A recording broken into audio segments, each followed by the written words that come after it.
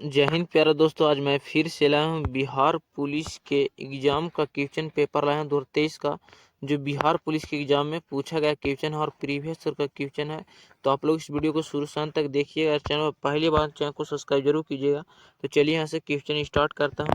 तो देखिए यहाँ पर पहला क्वेश्चन है जो बिहार पुलिस के एग्जाम में ऑलरेडी पूछा गया क्वेश्चन है।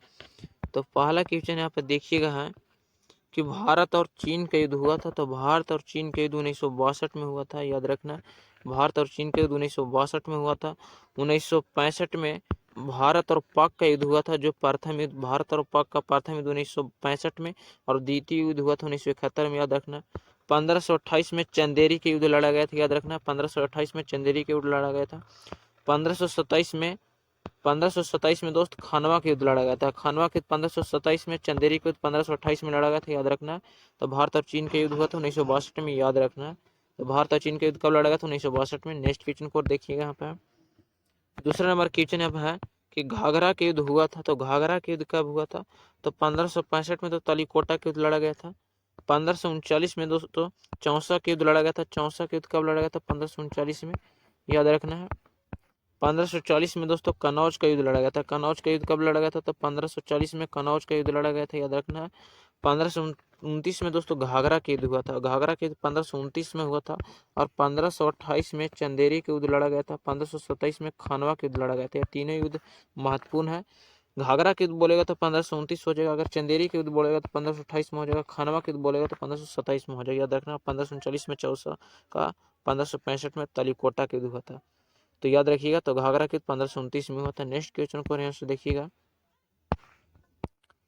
नेक्स्ट क्वेश्चन तीसरा नंबर यहाँ पे क्वेश्चन है कि भारत और पाकिस्तान के बीच सीमा रेखा कहलाती है। तो भारत और पाकिस्तान के बीच जो सीमा रेखा है वो क्या कहलाती है? तो रेड क्लिफ रेखा कहलाती है, याद रखिएगा।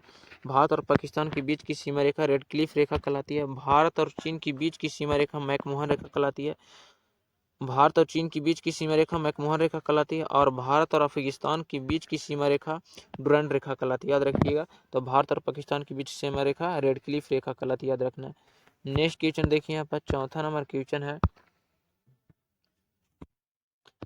कि ओजोन परत को नष्ट करने वाली गैस है। तो ओजोन परत को नष्ट करने वाली गैस सीएफसी है, याद रखना। सीएफसी गैस जो मसाज कराने में दोस्तों जो दाढ़ी में जो क्रीम लगाया था तो उसी से गैस निकलने वाली सीएफसी गैस है, जो ओजोन परतों को हमारा नष्ट करने वाली है सीएफसी गैस, याद रखिएगा। O2 ऑक्सीजन गैस है। CO2 कार्बन डाइऑक्साइड गैस है जो पृथ्वी की तापमान बनाए रखती है। CO2 gas. H2 hydrogen gas, याद रखिएगा। तो ओजोन परत को नष्ट करने वाली गैस सीएफसी गैस है। नेक्स्ट क्वेश्चन को देखिए यहाँ पर। पांचवा नंबर क्वेश्चन के bird is beach type of non. Bird is beach of type of non. यहाँ पे नॉन पूछ रहा है दोस्तों कि पक्षी कौन सा नॉन होगा। बर्ड का मतलब होता है दोस्तों पक्षी। बर्ड का मतलब क्या होता है? पक्षी होता है। तो यहाँ पर कौन सा नॉन होगा? तो पक्षी कॉमन नॉन हो जाएगा, राइट ऑप्शन हो जाएगा चौथा। कॉमन नॉन कहने का मतलब जातिवाचक संज्ञा दोस्तों। एनिमल, एनिमल कौन सा संज्ञा होगा दोस्तों? तो एनिमल भी कॉमन नॉन का उदाहरण हो जाएगा, याद रखिएगा। तो bird is beach of type of non common noun का उदाहरण है। नेक्स्ट क्वेश्चन देखिए यहाँ पर छठा नंबर क्वेश्चन है।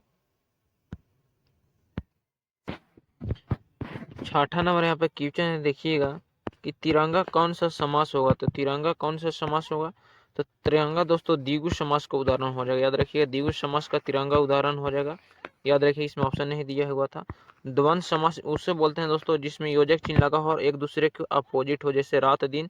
द्वंद्व समास का उदाहरण हो जाएगा दोस्तों। तत्पुरुष समास जिसमें कारक चिन्ह का लोप हो जाएगा, वो तत्पुरुष समास का उदाहरण हो जाएगा। बहुब्रीहि समास जिसमें भगवान का अधिकांशता नाम है, वो बहुब्रीहि समास का उदाहरण होता है, याद रखिए। तो तिरंगा कौन सा समास का उदाहरण होगा? द्विगु समास का उदाहरण हो जाएगा। नेक्स्ट क्वेश्चन को यहाँ से देखिएगा। नेक्स्ट क्वेश्चन यहाँ पर देखिएगा। सातवां नंबर क्वेश्चन कि मानव नेत्र में किस प्रकार का लेंस पाया जाता है। तो मानव नेत्र में उत्तल लेंस पाया जाता है, याद रखिएगा। मानव नेत्र में किस प्रकार का लेंस पाया जाता है? उत्तल लेंस पाया जाता है। और जो मानव नेत्र द्वारा बना प्रतिबिंब होता है वो वास्तविक होता है और उल्टा होता है, याद रखें। वास्तविक, उल्टा और छोटा होता है, याद रखिएगा। मानव नेत्र में उत्तल लेंस पाया जाता है। उत्तल लेंस का उपयोग दोस्तों दूरदृष्टि दोष को दूर करने के लिए उत्तल लेंस का उपयोग किया जाता है, याद रखना। ये भी अवतल लेंस का उपयोग निकट दृष्टि दोष को दूर करने के लिए भी उपयोग किया जाता है। ये भी दोनों ये यहाँ से क्लियर हो गया होगा कि अवतल लेंस का उपयोग निकट दृष्टि दोष को दूर करने के लिए करते हैं, उत्तल लेंस का उपयोग दूर दृष्टि दोष को दूर करने के लिए करते हैं। मानव नेत्र में उत्तल लेंस ही पाया जाता है। और सरल सूक्ष्मदर्शी में भी उत्तल लेंस का उपयोग किया जाता है, याद रखना है। तो राइट ऑप्शन हो जाएगा मनोनेत्र में उत्तल पाया जाता है।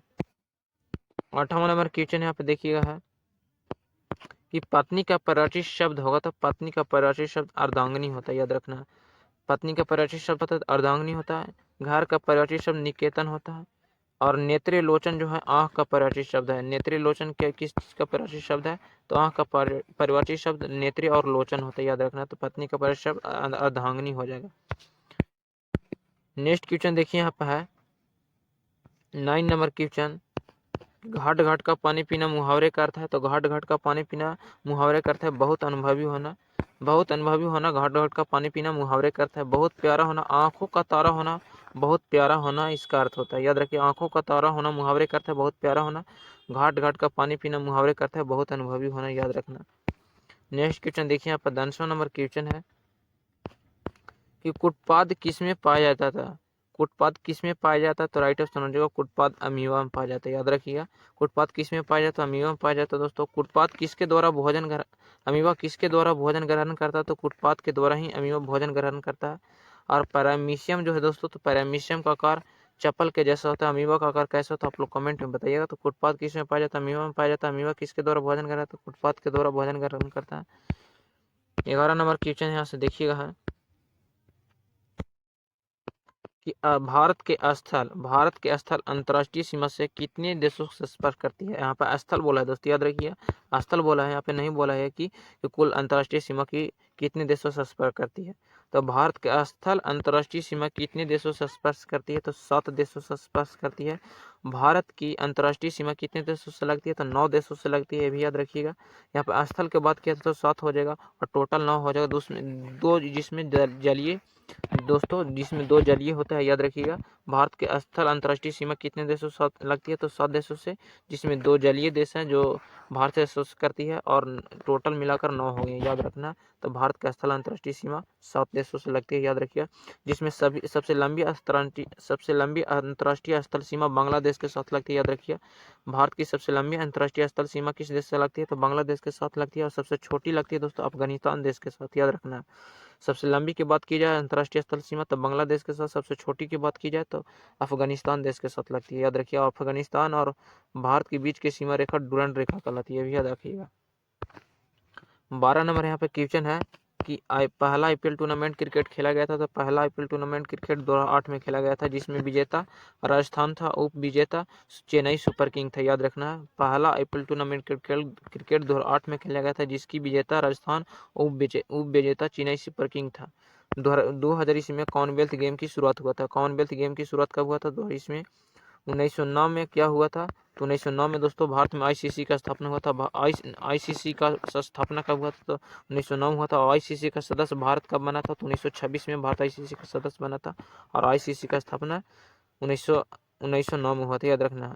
776 में प्रथम ओलंपिक खेल खेला गया था, याद रखना। पहला ओलंपिक खेल कब खेला गया था, तो 776 ईस्वी में खेला गया था पहला आईपीएल टूर्नामेंट क्रिकेट 2008 में। कॉमनवेल्थ गेम की शुरुआत 2000 ईस्वी में। और आईसीसी का स्थापना 1909 में हुआ था। आईसीसी का सदस्य भारत 1926 में बना था, याद रखना। आईसीसी का पूरा नाम होता है इंटरनेशनल क्रिकेट परिषद होता है, याद रखना। ये भी 13 नंबर क्वेश्चन देखिए यहाँ पे है कि ध्यानचंद पुरस्कार की स्थापना हुआ था। तो ध्यानचंद पुरस्कार की स्थापना 2000 ईस्वी में हुआ था, याद रखना। 2000 ईस्वी में ध्यानचंद पुरस्कार की स्थापना हुआ था, जो मेजर ध्यानचंद के नाम पर ही रखा गया है। मेजर ध्यानचंद को हॉकी का जादूगर कहा जाता था, याद रखना। 1961 में दोस्तों अर्जुन पुरस्कार की स्थापना हुआ था। अर्जुन पुरस्कार प्राप्त करने प्रथम क्रिकेटर महिला सलीम दुरानी थी, याद रखना। अर्जुन पुरस्कार की स्थापना कब हुआ था, 1961 में हुआ था।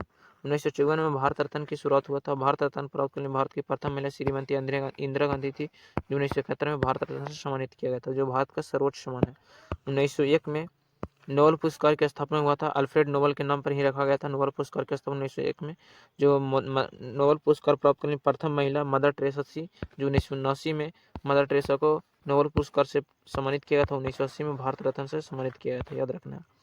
तो ध्यानचंद पुरस्कार की स्थापना 2002 में हुआ था, जो प्रत्येक साल 10 लाख रुपये से सम्मानित किया जाता है।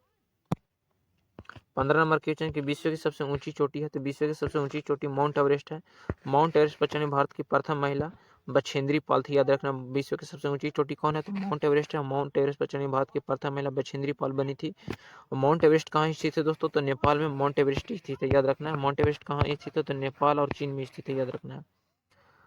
अमरकंटक के पहाड़ी कहाँ स्थित है, तो अमरकंटक के पहाड़ी राजस्थान में स्थित, याद रखिएगा। नेक्स्ट क्वेश्चन देखिए यहाँ पर है 16 नंबर क्वेश्चन के अमरकंटक की पहाड़ी किस राज्य में स्थित है, तो अमरकंटक की पहाड़ी दोस्तों मध्य प्रदेश राज्य में स्थित है, याद रखिएगा। थोड़ा मिस्टेक हो गया था। अमरकंटक की पहाड़ी किस राज्य में स्थित है, तो मध्य प्रदेश में स्थित है, याद रखना है। उड़ीसा में दोस्तों कोणार्क का सूर्य मंदिर स्थित है। केरल में दोस्तों भारत के सबसे पहले मानसून आती है, जो लिंग अनुपात वाला सबसे ज्यादा लिंग अनुपात वाला राज्य है। बिहार दोस्तों, बिहार का राज्य का गठन 1912 में हुआ था, ये भी याद रखिएगा। बिहार राज्य का क्षेत्रफल 94,30 किलोमीटर है। तो अमरकंटक की पहाड़ी मध्य प्रदेश राज्य में स्थित है, याद रखिएगा। नेक्स्ट क्वेश्चन देखिए यहाँ पे है कि महेंद्रगिरी पर्वत कहाँ स्थित है, तो महेंद्रगिरी पर्वत दोस्तों स्थित है पूर्वी घाट के पर्वत पर स्थित है, याद रखिएगा। पूर्वी घाट के पर्वत पर महेंद्रगिरी पर्वत स्थित है, याद रखिएगा। तो राइट ऑप्शन हो जाएगा महेंद्रगिरी पर्वत कहाँ स्थित है, तब पूर्वी घाट के पर्वत पर स्थित है, याद रखिएगा। नेक्स्ट क्वेश्चन देखिए यहाँ पे है 18 नंबर क्वेश्चन कि नीलगिरी पहाड़ी किस राज्य में स्थित है, तो नीलगिरी पहाड़ी किस राज्य में स्थित है, तो राइट ऑप्शन हो जाएगा नीलगिरी पहाड़ियाँ तमिलनाडु राज्य में स्थित है, याद रखना है। नीलगिरी पहाड़ियाँ किस राज्य में स्थित है, तो तमिलनाडु राज्य में स्थित है। 19 नंबर क्वेश्चन देखिए यहाँ पे है, बहुत ही इंपॉर्टेंट क्वेश्चन है कि अरावली पहाड़ी किस राज्य में स्थित है। अरावली पहाड़ी किस राज्य में स्थित है, तो राइट ऑप्शन हो जाएगा अरावली पहाड़ी राजस्थान राज्य में स्थित है, याद रखना है। और अमर का अंक याद रखना है, तो अरावली पहाड़ी राजस्थान राज्य में स्थित है, जो क्षेत्रफल के दृष्टि से भारत का सबसे बड़ा राज्य है। और थार रेगिस्तान भारत का सबसे बड़ा रेगिस्तान है, जो राजस्थान में स्थित है, याद रखना है। राजस्थान में पुष्कर मेला भी लगता है, याद रखना है ये भी। तो अरावली पहाड़ी भारत का राजस्थान राज्य में स्थित है। 20 नंबर क्वेश्चन है कि भारत की सबसे बड़ी जनजाति है, तो भारत की सबसे बड़ी जनजाति गोंड जनजाति और भील जनजाति है, याद रखना है। तो 2023 में भारत की सबसे बड़ी जनजाति गोंड जनजाति हो जाएगा। और दोनों की बात की जाए तो भारत की सबसे बड़ी जनजाति है गोंड जनजाति, दोस्तों मध्य प्रदेश में पाई जाती है, याद रखना है। तो भारत की सबसे बड़ी जनजाति हो जाएगा गोंड जनजाति। यहाँ सब चलते हैं मैथ के क्वेश्चन की ओर। यहाँ से देखिएगा मैथ क्वेश्चन, यहाँ पे देखिएगा मैथ का क्वेश्चन। यहाँ पर पहला नंबर मैथ का क्वेश्चन है कि एक पासों को फेंकने पर 3 आने की प्रक्रिया क्या हुई। तो एक पासों को फेंकने पर 3 आने की प्रक्रिया क्या हुई, तो सबसे पहले प्रोबेबिलिटी बराबर क्या होता है, तो प्रोबेबिलिटी एक पासा पर कितने अंक रहते हैं, तो एक पासे पर 1 से लेकर 6 तक अंक अंकित रहते हैं, याद रखना। 4 5 6 पासा किसको बोलते हैं दोस्तों, तो लीडो की गट्टी को पासा बोला जाता है, याद रखना। लीडो की गट्टी को ही पासा बोला जाता है, जिस पर 1 से 6 तक अंक अंकित रहते हैं, याद रखिए। प्रोबेबिलिटी बराबर होता है यहाँ पे प्रोबेबिलिटी बराबर, यहाँ पे देखिएगा तो बोला है एक पासा को फेंकने पर, तो एक पासे में कुल इनकी संख्या कितनी हो जाएगी, पासे की संख्या तो 6 हो जाएगी। जिसको बारे में 3 के बारे में पूछ रहा है, तो 3 के बार आएगा तो एक बार आएगा, तो इसकी प्रयोगिता हो जाएगी 1/6। तो एक पासे को फेंकने पर 3 आने की प्रयोगिता हो जाएगी, राइट ऑप्शन 1/6 हो जाएगा, याद रखना। 1/6 हो जाएगी एक पासों को फेंकने पर एक प्रयोगिता। नेक्स्ट क्वेश्चन देखिए यहाँ पर, तो राइट ऑप्शन हो जाएगा चौथा number, right option 1/6। Next question देखिए यहाँ पर क्वेश्चन है कि यदि 14:30 समानुपाती 7:x का है, तो x का मान क्या होगा। तो 14:30 समानुपाती 7:x है, तो x का मान क्या होगा। तो सबसे पहले अनुपात का मतलब तो हम बता दें कि अनुपात में का मतलब बाटा होता है। और अगर ए बी अनुपात बी समानुपाती इसका BC/C के बराबर है, तो इसका मतलब होता है बराबर होता है, याद रखिएगा। तो समानुपाती का मतलब बराबर होता है और अनुपात का मतलब बाटा होता है। तो 14 अनुपात हम इसको 30 लिख सकते हैं, और समानुपाती का मतलब बराबर होता है, याद रखिएगा। और अनुपात का मतलब बाटा होता है, याद रखिएगा। तो हो जाएगा 7 दूनी हो जाएगा 14, ऊपर से ऊपर कटता है, 7 दूनी 14 हो जाएगा, और 15 दूनी हो जाएगा 30। तो हो जाएगा 1/15 1/x। तो क्रॉस मल्टीप्लाई कराइएगा तो x का वैल्यू कितना आ जाएगा, तो 15 आ जाएगा, तो राइट ऑप्शन हो जाएगा। तो ऐसा जब भी क्वेश्चन रहेगा तो इस प्रकार बनेगा, तो x का वैल्यू 15 आ जाएगा, तो राइट ऑप्शन हो जाएगा कौन सा, तो पहला ऑप्शन हो जाएगा राइट, x का वैल्यू 15 आ जाएगा, राइट ऑप्शन। x का मान कितना आएगा, तो 15 आ जाएगा। नेक्स्ट क्वेश्चन देखिए यहाँ पर है कि प्रथम 15 पूर्ण संख्या का औसत ज्ञात करें। तो औसत प्रथम पूर्ण संख्या किसको बोलते हैं दोस्तों, जीरो से स्टार्ट करके गिनती की, जीरो से स्टार्ट करके प्राकृतिक की सारी संख्या का पूर्ण संख्या कहलाती। तो 1 से 0 इसमें मिला देंगे दोस्तों, तो पूर्ण संख्या कहलाने लगेगी। तो चलिए यहाँ से पूर्ण संख्या सबसे पहले लिखते हैं 1 से 15 तक। तो 0 हो गया, उसके बाद 1 हो जाएगा, 2 हो जाएगा, 3 हो जाएगा, 4 हो जाएगा, 5 हो जाएगा, 6 हो जाएगा, 7 हो जाएगा, 8 हो जाएगा, 9 हो जाएगा, 10 हो जाएगा, 10 के बाद हो जाएगा 11 हो जाएगा, 12 हो जाएगा, 13 हो जाएगा, ये 14 हो जाएगा, 14 हो जाएगा ये। तो टोटल कितनी संख्या हो जाएगी, टोटल 15 बोला तो 15 हो गया दोस्तों। 1 2 3 4 5 6 7 8 9 10 11 12 13 14 15, टोटल 15 संख्या हो गया दोस्तों। तो औसत बोला है, तो औसत निकाल, एवरेज निकालने का सूत्र जो होता है, लास्ट शुरू की संख्या प्लस लास्ट की संख्या। तो शुरू की संख्या कितनी है 0, और लास्ट की संख्या कितनी है 14, बाटा होता है 2। लास्ट की संख्या, शुरू की संख्या प्लस लास्ट की संख्या बाटा 2 होता है, तो 2 से कटेगा तो 7 दूनी 14। तो एवरेज औसत कितना आ गया 7। तो राइट ऑप्शन हो जाए दोस्तों 15 का प्रथम 15 पूर्ण संख्याओं का औसत 7 राइट ऑप्शन हो जाएगा। तो ऑप्शन इसमें तीसरा नंबर राइट ऑप्शन हो जाएगा। नेक्स्ट क्वेश्चन देखिए यहाँ पर है कि 64 71 35 में 7 तथा 3 का स्थानीय मानों का अंतर कितना होगा। तो यहाँ पे सबसे पहले दोस्तों जिससे प्लेस वैल्यू बोला, स्थानीय मान पूछ रहा तो इसे प्लेस वैल्यू बोलते हैं, अगर जातीय मान बोलता है उसे हम फेस वैल्यू बोलते हैं। तो यहाँ पे प्लेस वैल्यू पूछा है तो सबसे पहले प्लेस वैल्यू निकालने का, यहाँ पे 7 बोला उसके पहले 7 को यहाँ पे सबसे पहले लिखिए। उसके बाद 7 के बाद दाहिनी और कितने अंक है, तो 3 अंक है, यहाँ पे 3 अंक बैठा देंगे। यहाँ पे अंतर बोला तो माइनस लगा देंगे। उसके बाद 3 को बोला तो 3 को लिख देंगे, अंतर बोला था दोस्तों माइनस लगा दिए। उसके बाद 3 यहाँ पे लिख दिए, 3 को यहाँ पे सबसे पहले निकालिए बाहर, 3 को बाहर लिख दिए। 3 के बाद दाहिनी ओर कितने अंक बचे हैं, तो 1 अंक बचे हैं, तो 1 वो 0 बैठा देंगे।